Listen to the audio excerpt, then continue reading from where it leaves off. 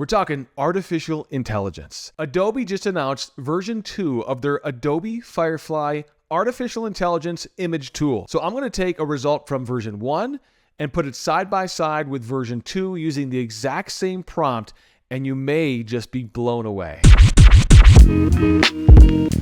Check it before you wreck it. I'm Kirk, down here in the little bubble in the corner. Hope you're doing well. This is a new series we're calling That's Too Cool. And basically, it's stuff that I see that I think that's too cool. I got to show it off. And Adobe FireFly version 2 is definitely underneath that category.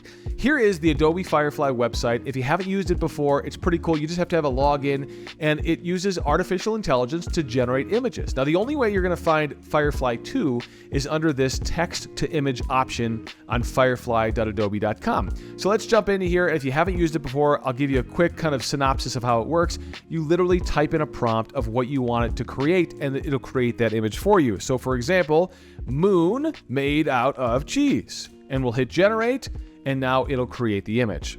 Now it's going to take about 10 to 15 seconds to create the image for you. I'm going to cut most of that out as we go through this video for the sake of time, but just know it does take about 10 or 15 seconds.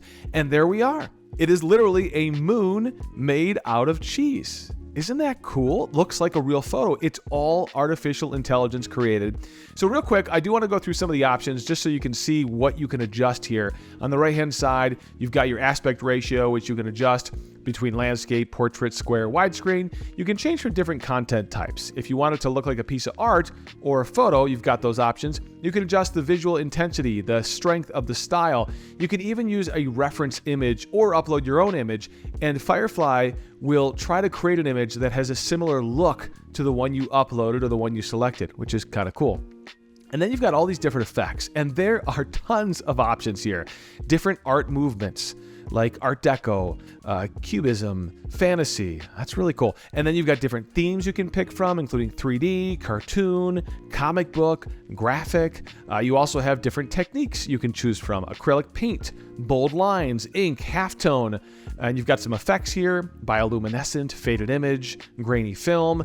There's some different materials you can pick from: layered paper, marble, fur, claymation. And finally, you have some different concepts you can choose from to create an image based off the concept that you choose. You also have the color and tone. You can change that. The lighting, you can change that. The composition, you can change what kind of composition you want it to have. Do you want it a close-up? Do you want it shot from above? A lot of different options there. You also have photo settings, and this is new. You can adjust the aperture of the photo, the shutter speed of the photo, and the field of view. So that way you can create a photo, an artificial intelligence photo, that has the same look of something else that you're trying to replicate. Finally, in advanced settings, you can exclude certain words from your image. So for example, in this cheese picture, if I don't want this leaf to be here, I can just type in exclude leaf from the image, and it'll regenerate the image without any leaves included. But I want to go back up to the top, because the first option is called model version, and this lets you choose between FireFly Image 1 and FireFly Image 2, which is the one that's in beta.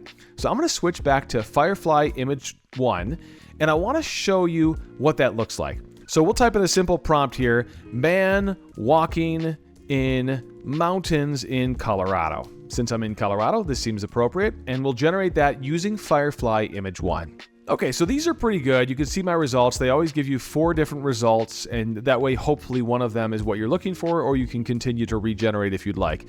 Let's pop one up, and this is supposed to be in the style of a photo, but that kind of doesn't look real. If we zoom in a little bit, you can see the guy's silhouette kind of doesn't look right. The hands here are kind of messed up a little bit. Let's take a look at the second image. Kind of the same thing. This one looks pretty good. The mountains look super realistic, but the person, and I'll tell you what, version 1 seemed to have issues with people specifically.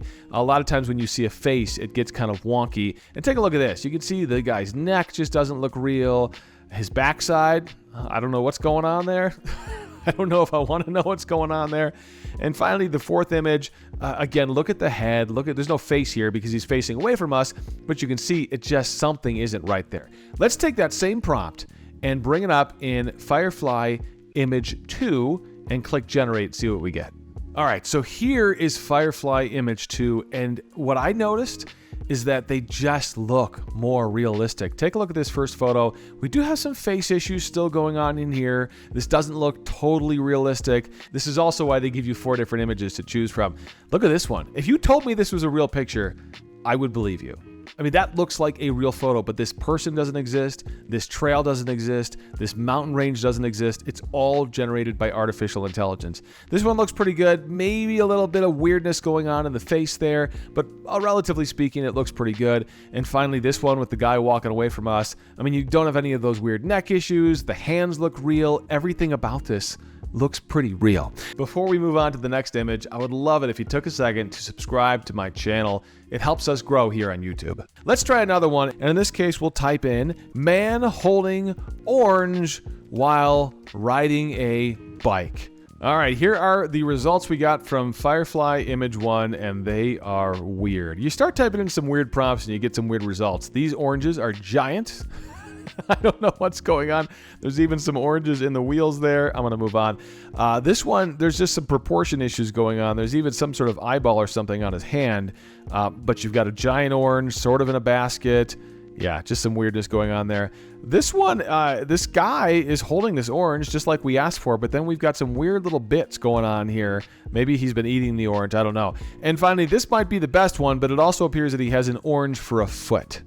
So yes, some weirdness going on. Let's flip on over to FireFly image 2 and we'll hit generate there and see if we get better results. Wow. Wow. Look how much better these results are. I know it's a weird prompt, and so we're really testing the artificial intelligence here.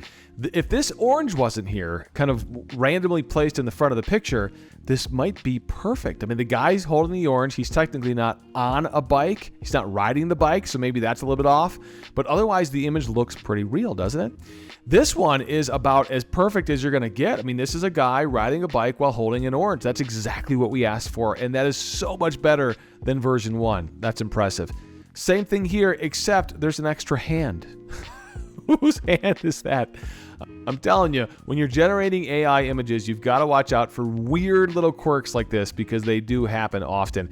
And finally, version 4, this guy doesn't technically seem to be holding the orange. There is an orange sort of floating in front of his hand while he's on the bike, but I would say that's a fail. But look at this one. I mean, this is about as spot on as you're going to get. Man holding an orange while riding a bike. I am impressed. So there you have it. Fun little test. Thought that'd be fun to take you along for the ride on that to see how that works. The new FireFly version 2 from Adobe versus the FireFly version 1 side by side. Hope you enjoyed that. And if you did, we'd love it if you liked this video and most importantly, subscribe to our channel. We've got a lot of cool tech videos to come here on Tech It Before You Wreck It. I'm Kirk.